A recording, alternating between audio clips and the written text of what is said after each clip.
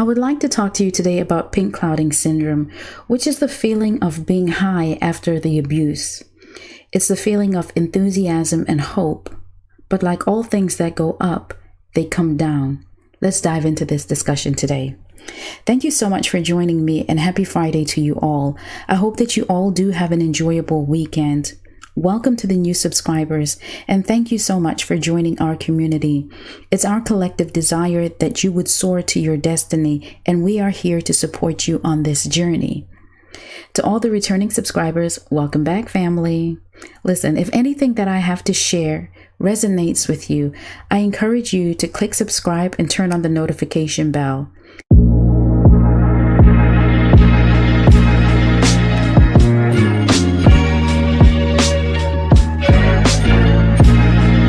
Just like none of us here signed up to experience narcissistic abuse, addicts never sign up for a lifestyle of addiction.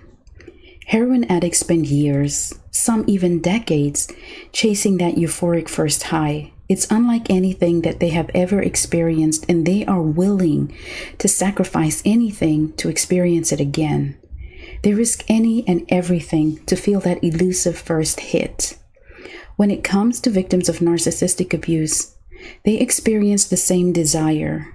They want to go back to the good old days with the narcissist, when everything felt too good to be true, to experience the feeling of being desired by the one who told them everything they wanted to hear.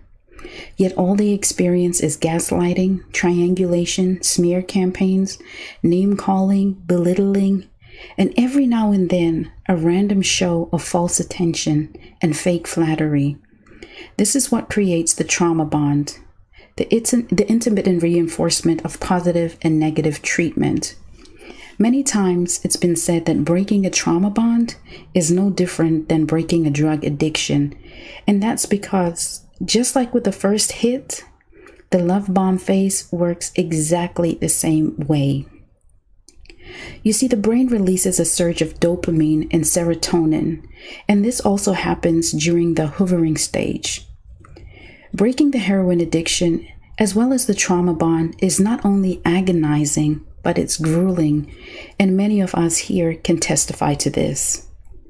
You see, skillfully, the narcissist normalizes the abuse, while simultaneously dangling the love bombing, future faking carrots in front of their targets. They want to be the sole source of joy of their targets. So, like clockwork, the discard happens, and the target begins a new journey. A journey that will put a demand on them to continually fight the desire to seek another hit. Pink clouding syndrome is the early stage of addiction recovery. This has been described as the honeymoon phase of recovery, where the victim gets to the point of feeling confident, elated about the recovery process. They feel euphoric. However, this feeling does not last forever. Some signs of pink clouding include feelings of joy, elation.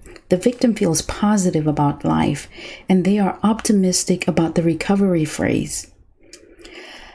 A sense of calmness takes over, and they begin to feel confident about life and are geared to never go back to the narcissist.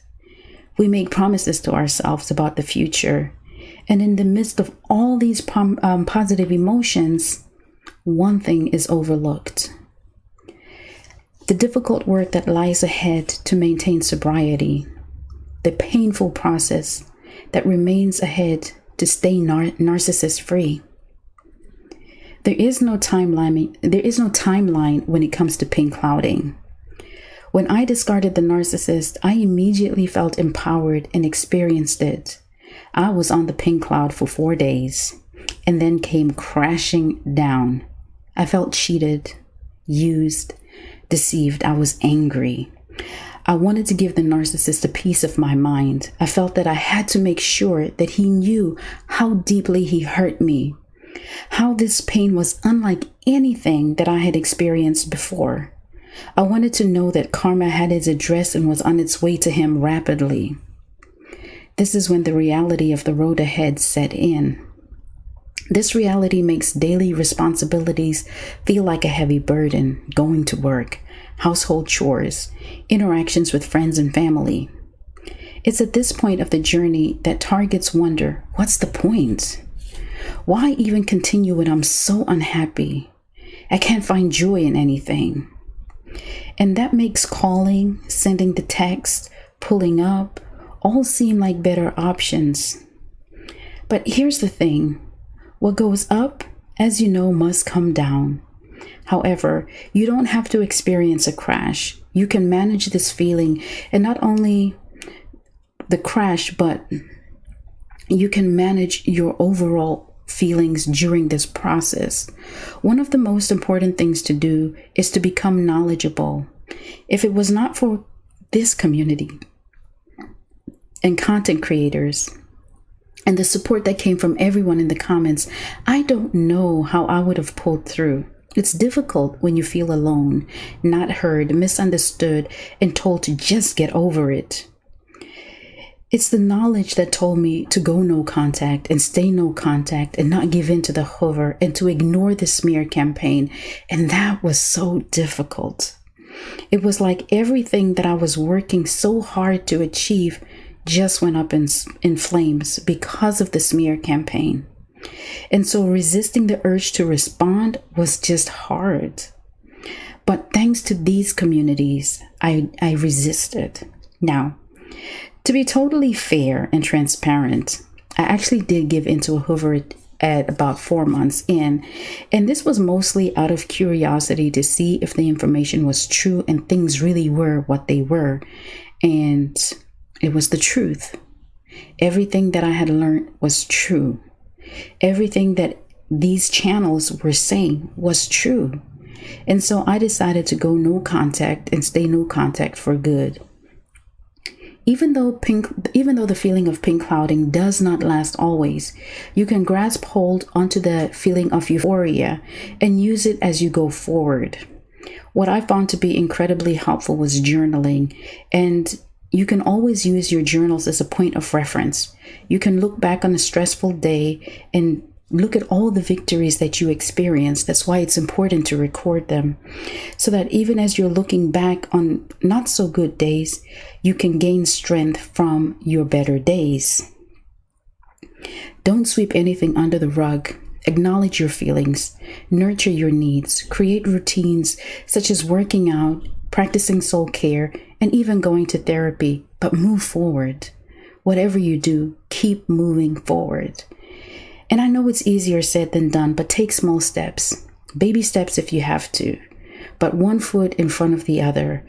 Focus on 1 or 2 changes and release yourself from the obligation of what you feel that you need to do. And as you get stronger and move along in the process, you can add to the list of goals. Having a supportive network is incredibly important. Your friends, family, and support groups. There are several on Facebook. Tanya has one. Just Say No to Narcs on Facebook. Connection is essential. The most important thing is that you take care of yourself. Extend some grace to yourself, some self-compassion. Talk kindly to yourself. We really can be harsh to ourselves while we are kind to others. Treat yourself with the same kindness that you extend to others. Eat balanced meals, exercise, stay hydrated, and get enough sleep. Tap into your creativity and hobbies and explore new hobbies. Give yourself permission to be. It's okay to cry. It's okay to be sad. It's okay to take a day off. It's okay to not be okay. But just don't give up. Make time for the things that you not only have to do, but the things that you enjoy doing. It's perfectly normal to have good and bad days, but again, use your good days to build you up for the bad ones and draw from those and that energy when you do experience a bad day. Don't forget, prayer, meditation, and worship are also important, and they will sustain you.